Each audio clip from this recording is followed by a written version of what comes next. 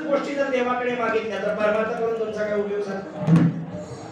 महिन्याची वारी, तर आळंदीची पायी वारी, तर पंढरपूरची पायी वारी, अशी भरपूर साधन आम्ही आमच्या आयुष्यात जेवढं होईल तेवढं केलंय. नवरात्र आलं झालं निघालं देवीच्या दर्शनाला, गणपती आले निघाला लालबाग, भरपूर हिंडलो आम्ही, साधन भरपूर केल्या. किती लागते दक्षिणा पूजेसाठी? 51,000, 1,00,000, चला दिली. एवढा सगळा खर्चही आम्ही केला. पण मोबदल्यात काय मागितलं? जे मागितलं ते सगळं खोटं होतं, ते कधीतरी जाणार होतं, ते करणार अजिबात नाही. अशी काय गरज पडली म्हणून देव झोपडीत राहिला? त्यांची कण्या भक्षण करतोय, त्यांच्या वाळलेल्या भाकरी खातो, याचे एक कारण. परमार्थ जसे सगळे करतायत त्याच्यापेक्षा कुठेतरी उच्चतम असा परमार्थ संतांनी केलेला आहे आणि त्याच्या मोबदल्यात सुद्धा परमार्थच मागून घेतलेला. देवाला याचीच अपेक्षा असते. काय मागितलं मग तुकोबारांनी? अनादी काळापासून आम्ही परमार्थ केला पण काही मागितलंच नाही. आणि देवा तुला जर द्यायची एवढी हौस असेल ना तर एकच दे, ज्याच्या योग्य तू प्राप्त होशील अशी योग्य मार्गदर्शकांची संगती मला आयुष्यभर राहावी. ज्याच्या हृदयात तुझं वास्तव्य आहे अशांची संगती मला. किती कल्पनेवर तुकोबारा बोलतात. देव कोणाच्या हृदयात राहतो? सामान्य कोणाच्या हृदयात राहतो? तर श्रीमंताच्या अजिबात नाही. जो धिप्पाड असतो, उंचीनं मोठा असतो त्याच्या नाही, मग दिसायला गोरा असतो त्याच्या अजिबात. श्रीमंताच्या असतात त्या अंबानीला जाऊन विचार लागतो तुमच्याकडे देव आहे का? नाही राहत श्रीमंताच्या. पण ज्याच्या संगतीत राहतो किंवा ज्याच्या चित्तामध्ये राहतो अशाला सामान्य मनुष्य तर म्हणता येणार. मग काय म्हणावं लागेल? भक्त म्हणावं लागेल, संत म्हणावं लागेल.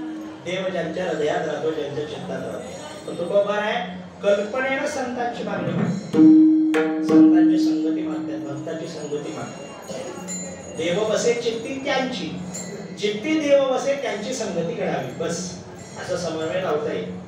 आता थोडंसं कसं होत आहे, असे काही अभंग निवडले की मग म्हणताना थोडीशी आवड होते. देव बसे चित्ती त्याची घडा विसंगती. पूर्ण अर्थ बदलतोच किंवा याचा अर्थ परिपूर्ण बदलला. बोलताना म्हणताना थोडस सावधगिरी बाळगावी, त्याची घडावी हे तर तोडायचं परत संगती. काय मागितलंय तुम्ही? तू ज्यांच्या हृदयात राहतो अशांची संगती दे.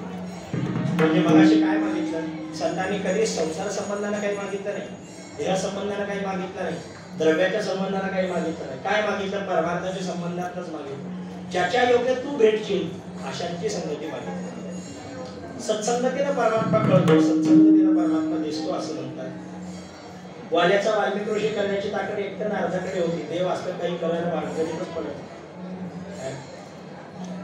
असं एखादा माणूस दिसला की त्याला सज्जन बनवावा अशा भानगडीत देव जात नाही.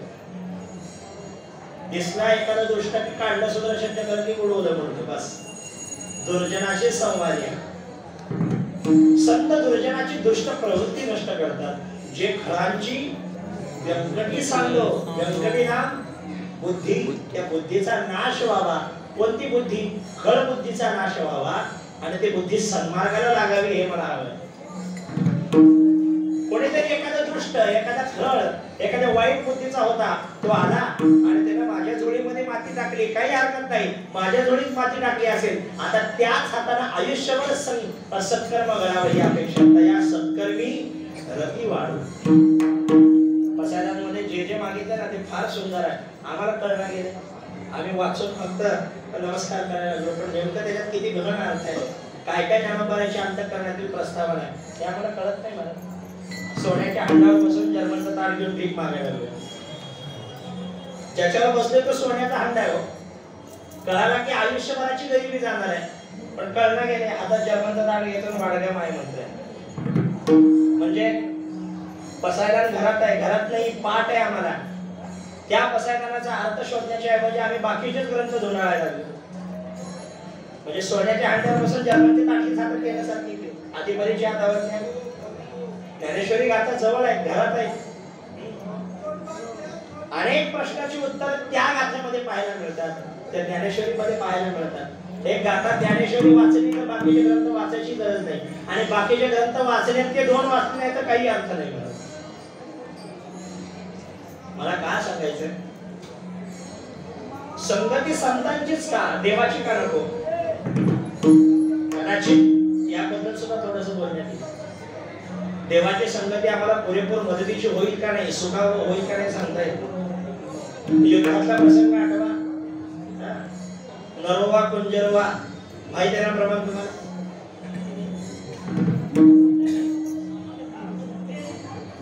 अश्वत्थामा गेलाय, हे फक्त खोटं बोलायचं होतं.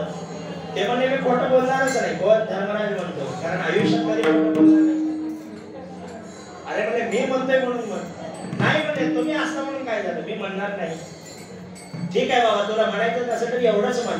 अश्वत्थामा मेलाय, पण हत्ती आहे का माणूस आहे माहिती. नरोवा कुंजरवा.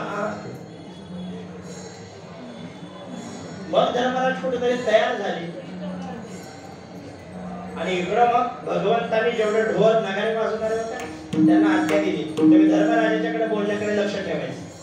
त्यांनी नरोवा एवढं जर म्हटलं की लगेच बोलायला चालू करायचं, ते कुंजरवा त्याला ऐकूच नाही गेलं पाहिजे.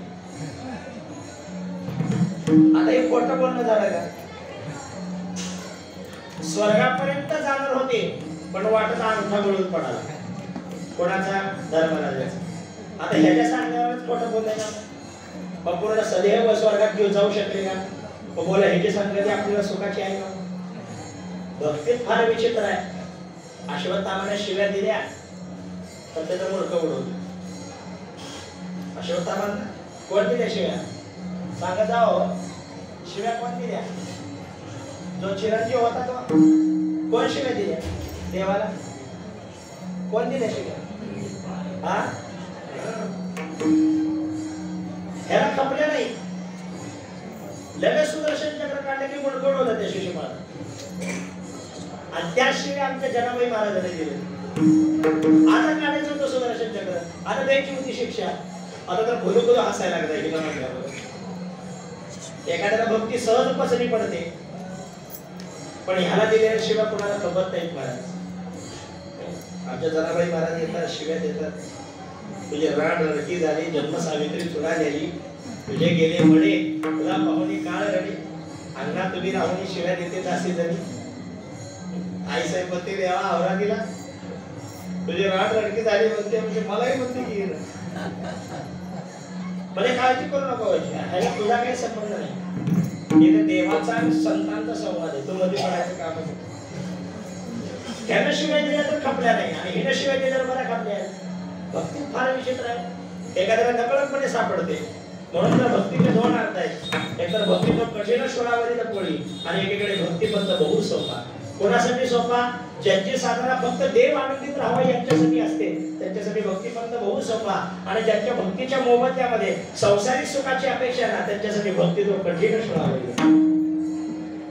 एखाद्याला सहज साध्य आहे, 5 वर्षाचे होते तर त्यांना सहज मिळाली. आमचे टाळप फुटले, ग्रंथ पाठून गेले, किती फेटे बदलले, किती बदललं क्या. आमच्या साधनेला काही बंदच नाही, पण तो काही भेटण्याचे अजून चान्सेस नाहीये. याचं मुख्य कारण जर काही असेल तर परमार्थ असलेला एक निश्चयता आमच्याकडे पाहायला मिळत नाही. अंतःकरणाला अपेक्षा काहीतरी वेगळाच असल्यामुळे. 7 वाजायची वाट बघतो का 9 वाजायची वाट बघतो? आता कीर्तनाचा टायमिंग 7 ते 9 आहे ना, 7 ची वाट बघावं का 9 ची वाट बघावं?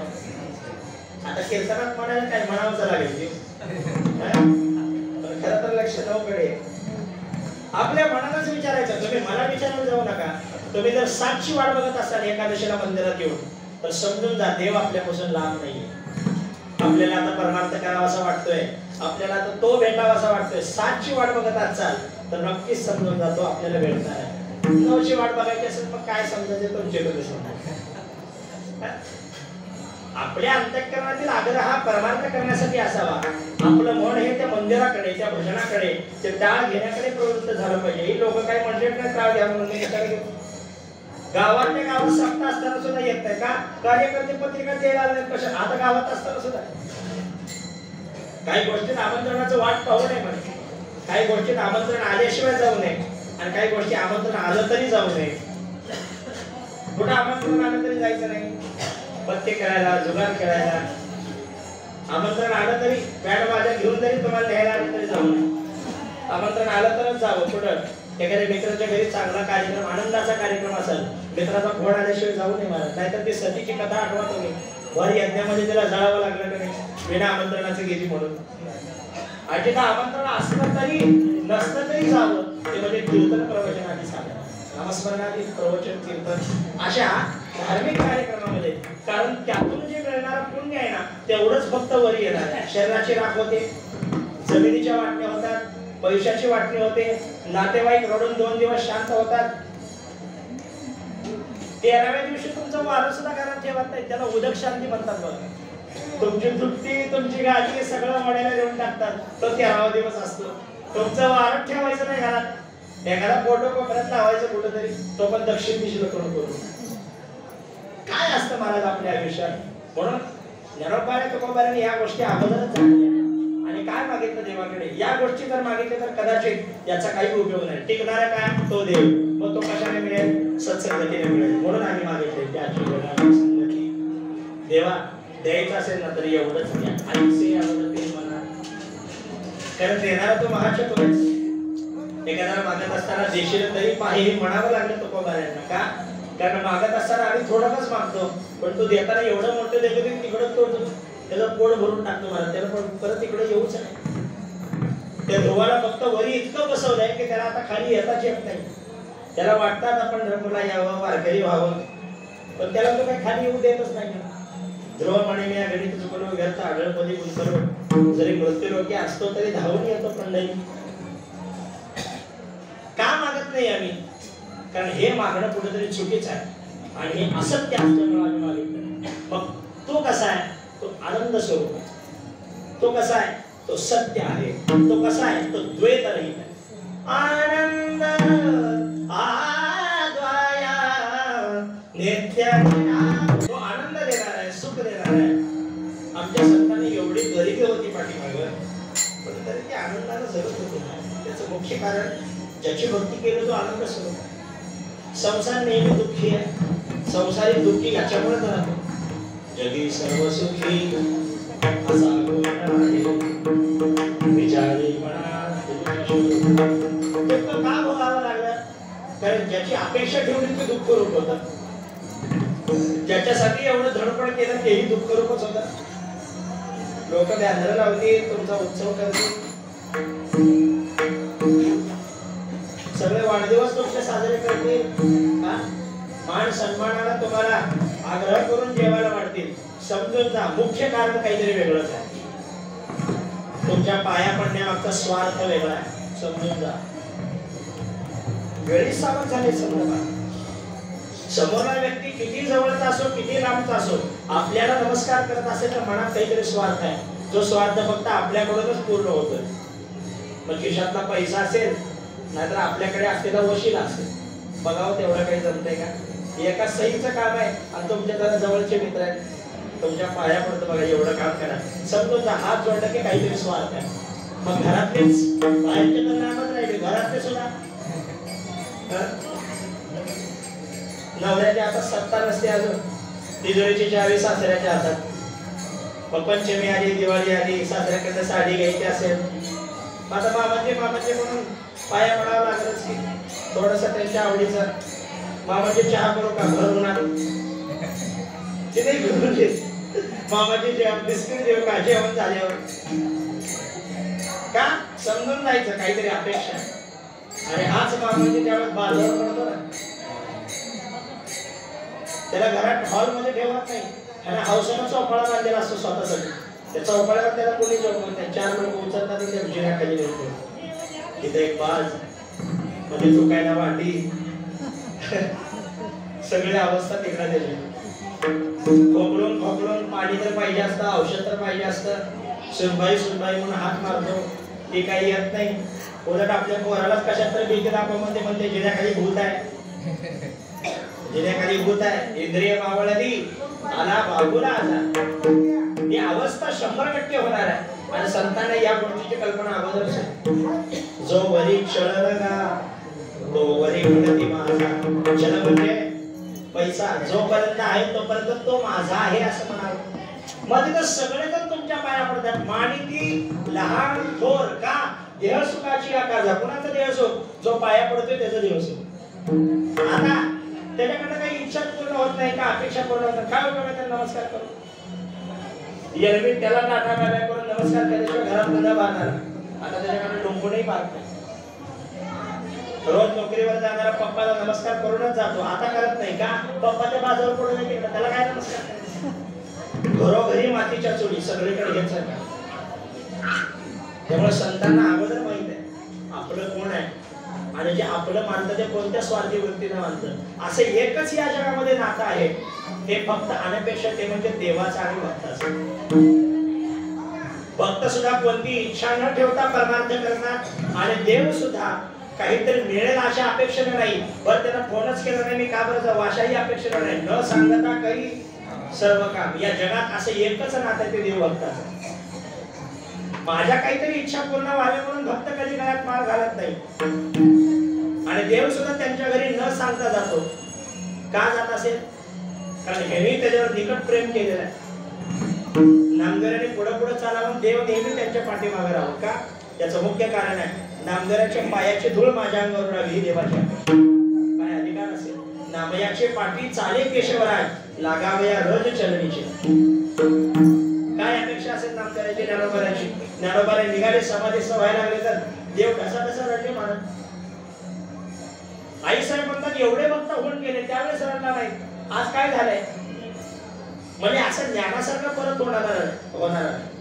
देव म्हणे रुक्मिणी हाची एक योगी नाही केला नाही, हेच ज्ञान संजीवनी जाणत डोक्यासे. धन्य धन्य धरातळी जो याती दृष्टीने हारी, तो वाहत येईल टाळी वैकुंठ भुवनासी. जो करील याची यात्रा तो तारील सकळही गोत्रा, सकळही कुळे पवित्रा याचे दर्शने होत. फक्त त्याचं नामस्मरण जरी घेतलं ना तरी हा बाबा त्या नामस्मरण घेणाऱ्या व्यक्तीला ज्ञान देतो. ज्ञानदेव ज्ञानदेव म्हणतात, ज्ञानाची देव देत. वासुदेवाची होतो अखंड वदनी वदितो. इतका मोठा अधिकार आहे. म्हणजे नाव कोणाचं घ्यायचं? या बाबाचं नाही, नाव संताचं घ्यायचं आणि ज्ञान कोण देणार? तो बाबा देणार. किती सुलभ, किती शुद्ध नातं बघा. तुकोबाराची भक्ती केल्यानंतर परमार्थ कळेल आम्हाला, पण इथं थोडंसं वेगळं आहे महाराज. इकडं संतांचं नामस्मरण केल्यानंतर आम्हाला देव ज्ञान देणार. अंतःकरणाची सगळी इच्छा आकांक्षा निघून जाणार आहे. नमिता ज्ञान देवा पावलो वेस. देवपूजा थोडंसं बाजूला राहू द्या. संत जर दाराशी आले आणि तुम्ही दारात खेळून घेतलं तर त्या बाबाला राग येतो. त्यांना काही वाकडं बोलला तर या बाबाला राग येतो. ते आले, तुम्ही देवपूजा करत असाल, देवाला तसंच पाण्यात बाजूला काढा, तसंच उघडं ठेवा, त्याला वल्ल्या पडद्यानं ठेवा, त्याचा अंगही पुसू नका. त्याच्या अगोदर तुम्ही संतांची पूजा करा, देवाला ती जास्त आवडते.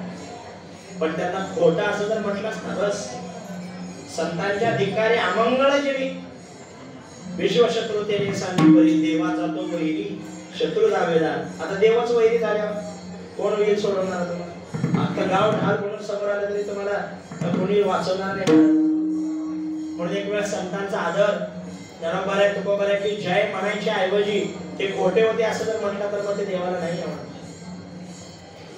एक वेळ याची पूजा करत असताना थोडंसं बाजूला ठेवा, पण त्यांचा आदर सत्कार अगोदर का? का असं का?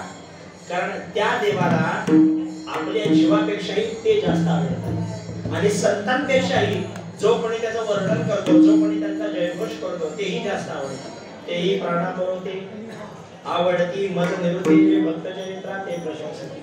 पण त्या भक्तांना जर तुम्ही वाकडं म्हटलात, काही जर वेगळं वाकडं तुमच्या मनात जर काही आलं तर ते देवाला आवडणार नाही. त्यामुळे एवढे खबरदारी तुम्ही घेतली पाहिजे. तुकोबारांनी काय मागितले? जे मागितले ते सगळं देव भेटीच्या अनुषंगाने. काय मागितले? हरी जना सवे भेटी न हो अंग संग तुटी. एकदा त्यांची भेट झाली की काही झालं तरी त्यांचा माझा वियोग होऊ नये. त्यांची एकदा भेट झाली की ते त्यांच्या चरणाशी मी थोडं राहावं एवढंच मला हवंय. न हो अंग संग तुटी. काय एवढा आदर का? एवढं प्रेम का? मुख्य कारण म्हणजे त्यांच्यासारखा स्वभाव नाही, त्यांच्यासारखी भक्ती आपल्याला दुसरीकडे पाहायला मिळणार नाही. साधना करणारी बरीचशी आहेत, व्रत वैकल्य करणारी बरीचशी आहेत, जपदमादी अनुष्ठान करणारी बरीचशी आहेत. पोटासाठी संत झाले कधी तर बहुत आशाही भरपूर आहेत. पण खरंच भक्तीचा खरा अर्थ विचारायचा असेल, भक्तीचं खरं ज्ञान जर विचारायचं असेल तर या जगात असे एकच व्यक्ती आहे. तुम्ही जर सांगा म्हटलं तर त्यांचं नाव सांगतो, पत्ताही सांगतो, तुम्ही जाऊन त्यांना भेट घेऊ शकता. जास्त काम कशाला? आजच्या कीर्तनाला घेतलेला आवडतो. याचा खरा अर्थ जर पाहिजे असेल ना तर या महाराष्ट्राच्या नाही या जगाच्या पाठीवर असं एकच व्यक्ती ज्याच्याकडे तुम्ही गेल्यानंतर या अभंगाचा अर्थ मिळेल. सांगू का त्या व्यक्तीचं नाव? जातात का तुम्ही? खरं सांगा. तुम्ही जायची तयारी असेल तर मी नाव सांगतो. म्हणजे मी सांगणार या अभंगाचा अर्थ, पण माझ्या बुद्धीला जेवढं झेपते तेवढंच तुम्हाला सांगायचं. या अभंगाचा खराच अर्थ विचारायचा असेल तर अशी एकच व्यक्ती आहे. तुम्ही म्हटला तर सांगता नाही तर पुढल्या वारीला बघू. बस करू सांगू का? फक्त सांगू का? जाचाल का? खरं त्या व्यक्तीचं नाव आहे तुकोबा. बस. कारण या जगाच्या पाठीवर असा दुसरा कोण नाही की तो तुकोबाच्या अभंगाचा अर्थ सांगू शकतो. मला काय सांगायचं, एवढे विद्वत्तापूर्ण, एवढे सर्वशक्तिमान असताना, प्रत्यक्ष प्रतिभे वाळवंट परिसकेने एवढी बुद्धिमत्ता असताना का त्यांना परत परत परमार्थच मागून घ्यावा लागला? का परत सत्संगतीच मागून घ्यावी लागली? बरं, जी मिळालेली सत्संगती याचा कधीही त्याग होऊ नये असं. पण थोडासा वेगळा विचार करा. देव ज्यांच्या निकट आहे, देव ज्यांच्या घरी काम करतो, काय म्हटलं असतं का देव थोडीशी संपत्ती मागितली असती तर? बरं देव जाऊ द्या, त्या छत्रपती शिवाजी महाराजांना नजराणा आणला असता, तो जर स्वीकार केला असता तर तुकोबाची आयुष्यभराची गरिबी गेली असती का? देवाकडे आम्ही सोनं नाणं नाही मागत, ठीक आहे, काही हरकत नाही, सोन्याला मी आम्हाला मृत्तिके समान, आम्हाला दुसरं काही मागायचं नाही, ठीक आहे, जाऊ द्या, देव जाऊ द्या. ते महाराज आल्यानंतर त्यांच्याकडे सुद्धा काहीतरी मागायचं, त्यांनी घेऊन आले होते ना, त्यांना सुद्धा म्हणावं का देव त्या छत्री डोळे होते बराच न पड कंठी गरबा तुळशी व्रत करा एकादशी, हे मागावं का? एवढं जरी स्वीकार केला असता देव काय म्हटला नसता. का घेतला नाही? थोडासा वेगळा अंगाने विचार का घेतला नाही? देव काय म्हटला नसता. बरं देव द्यायला तयार आहे घेऊ, कित्येक वेळा देव देण्याचा प्रयत्न करतो, ह्यानी घ्यायला तयार नाही. आम्ही द्यायला, तू द्यायला तयार असशील रे, पण आम्ही घ्यायला नाही. देव जाऊ द्या, आम्ही देवाला मागितलं, ते महाराजांचं घेतलं असं काय बिघडलं असतं? बरं जाऊ द्या, नजराणा जाऊ द्या. असं एखाद्या पंढरपूर नावाच्या एखादी मोठी सिटीची जागीरदारी द्या म्हटलं असतं, काही दिलं असतं का महाराजांनी? छत्रपती शिवाजी महाराजांनी तुकोबाच्या नावावर करून टाकलं असतं पंढरपूर. आयुष्यभर चांगलं गरीब चांगलं राहिली असती जागीरदारी. का घेतलं? मुख्य कारण म्हणजे एकतर ती असत्य गोष्ट आहे, आणि सगळ्यात विशेष म्हणजे तिकडलं जर काही वाढवत राहिलं तर इकडलं प्रेम कमी होतं. व्याप वाढला की परमार्थ होतच आहे. काय ते माझं एक मत आहे. असं एक गाव होतं, पंढरपूर पासून अवघे 25 ते 30 किलोमीटर, पण थोडं उंच वाट्यावर असल्यामुळे पीक जास्त येत नव्हतं, पण भाग्यशाली म्हणत होते स्वतःला, कारण आम्हाला पंढरपूरच्या जवळ जन्म मिळाला. दर 15वारी एकादशीला सायकलीवर यायची देवाच्या दर्शनासाठी. एकादशीला यायचं, दर्शन घ्यायचं, माघारी जायचं परत. दर 15वारी एकादशी. आता थोडस पाण्याचा प्रवाह तिकडे जास्त झाला, थोडस कॅनल सरकारच्या मदतीने म्हणा तिकडे पाणी जरा जास्त वाढलं, सगळीकडे ऊस झाली. पहिल्या घराला एक सायकल होती, आता प्रत्येकाला बसायला एक मोटरसायकल. तर माणसाला आता आठवड्यात एकदा येत असेल, नाही फक्त आषाढीत कार्तिकीच. महिन्याची वारी तर नामच राहिली, फक्त आषाढीत कार्तिकीच करत ते गाव. का? व्याप वाढला म्हणूनच की. म्हणून तर तुकोबांनी एक एक गोष्टी केल्या ते बरं झालं म्हटलं. बरे झाले देवा, निघाले दिवाळी. का? श्रीमंती होती म्हणून परमार्थ होत नव्हता. जनावर म्हणून गेली तेही बरं झालं. का? नेमकं धारा काढायची वेळ, कीर्तनाची वेळ एकच व्हायची. बायको म्हणून गेली ती बरं झालं. का? कारण ही बायको आमच्या परमार्थाला द्वेष करायची. निघाल्या का त्या काळ्याचा काळ फुटायला बघायचा. आता काळ फुटतात का वाजतात होय? अशी परमार्थाला द्वेष करणारी तरी आयुष्यात निघून गेली, बरं झालं. वाळवजनामध्ये म्हणून शिंदळी, काही हरकत नाही. किंवा अतिशय वर्ष केला व्यवसाय या म्हणून पूर्ण पाहून घेतो. माझ्या आयुष्याची गरिबी आली ते चांगलंच झालं हे कारण. का? कारण गरिबी आल्यामुळे सगळा व्याप निघून गेला, आणि व्याप निघून गेल्यामुळे परमार्थाला आम्हाला वेळ झाला. आता जनावर असल्यावर पळून जावंच लागते. गड्याने दिल्यावर काही नाही, मग निवांत काला करून निघाले तरी काय हरकत नाही. पण स्वतःच करायचं झालं हरभऱ्याची आता पेरणी करायची वेळ आली, थोडा वडे मोठीला फरक राहतो, थोडे मागे पुढे झाले जमत नाही. पुढल्या वेळेस येऊ अजून तुम्ही म्हणता तर द्वादशीने घरा पण घेऊन जाऊ, पण आता सोडा मला. अरे हे काळ आल्यावर एवढा हरभऱ्याची पेरणी करतो, तुमची जेवढी इष्ट नाही तरी त्याच्या नावावर बोलून गेले तरी त्यांना अर्धा तास तुम्हाला वेळ देत नाही. त्याच्या टायमाला त्यांना बरोबर उचलणारच. मग तुमची स्थिती कोणतीही असू द्या. मुख्य लक्षण काय, आमच्या संतांना हे कळून चुकले आहे. हा देह कधी जाईल माहित नाही, पण या देहाच्या संबंधाने एवढं काही सगळा फापट पसारा जमवलेला आहे, यातलं एकही माझ्या सोबत येणार नाही. अंतकाली मी परदेशी, ऐशी जाणो मी मानसी, म्हणून या ऋषिकेशी शरणागती तुझं. परदेशी होणं म्हणजे काय, माझ्या सोबत एकही वरी येणार नाही. पण देह तरी येईल वाटलं, पण नाही हो, देहाची सुद्धा एकच राग झाली. मग काय आलं देवासोबत, एकादशीला 2 तास बसून कीर्तन ऐकलेलं पुण्य, बस एवढंच फक्त देवाच्या गाठोड्यात आहे. त्यामुळे आमच्या संतांनी कधी ज्याच्यातून पुण्य निर्माण होईल अशी सत्संगती नामस्मरणच मागितली. पहिली गोष्ट म्हणजे हे आम्ही केलं.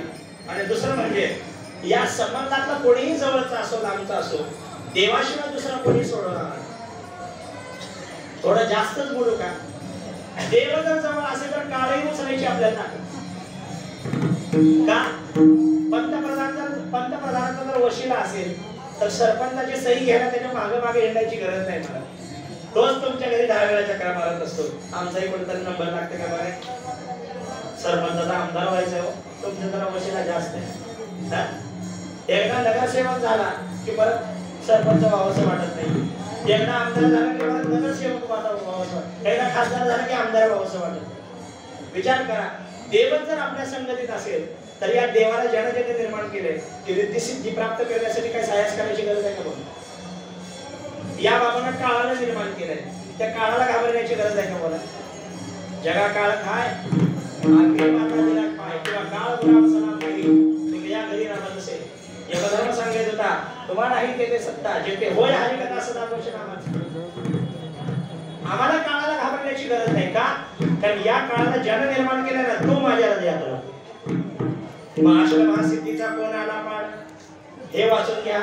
रिद्धी सिद्धी लोटांगणी किंवा प्रमाणे रिद्धी सिद्धी द्वारी अंगण झाडी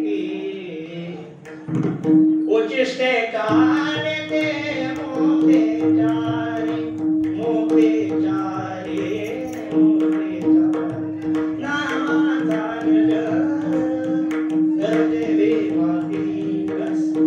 अधिकार किती मोठा आहे आमचा. आमचं उचिष्ट काढण्यासाठी मुक्ती येत आहे का. वेळ का आली, कारण माझ्या पंक्तीला परमात्मा सुद्धा जेवायला ना. म्हणजे या परमात्म्याने रिद्धी सिद्धी मोक्ती लोटांगण घालतात. याचं कारण काय, या मुक्तीला निर्माण करणारा माझ्या पंक्तीत आहे, माझ्या हृदयात आहे. परमार्थ करून जर तुम्ही या गोष्टी मागून घेतल्या तर तुमचं कुठेतरी दुर्दैव असं समजून घ्या. तुमची महिन्याची वारी, तुमचा उसाला भाव लागू दे, ह्याच्याशिवाय दुसरं काही जर आठवण येत नसेल तर तुमचं दुर्दैव म्हणून समजून घ्या. का, कारण या सगळ्यांना निर्माण करणारा तो आहे. म्हणून मागायचेच काय, तो ज्याच्याने भेटेल असे मार्गदर्शन करणारी साधनं मागायचे. एक तर नामस्मरणादी परमार्थ, नाहीतर तो ज्याच्या संगतीत राहतो असे संत. या दोन्ही शिवाय आम्ही काही मागितलं नाही. त्यामुळे तुकोबारे म्हणतात, हरिजना सेवे भेटी नहुवांग संगत होती आई से आवडते म्हणा देवा पूर्व देवासना. एकदा मोठ्या प्रमाणात सर्वांनी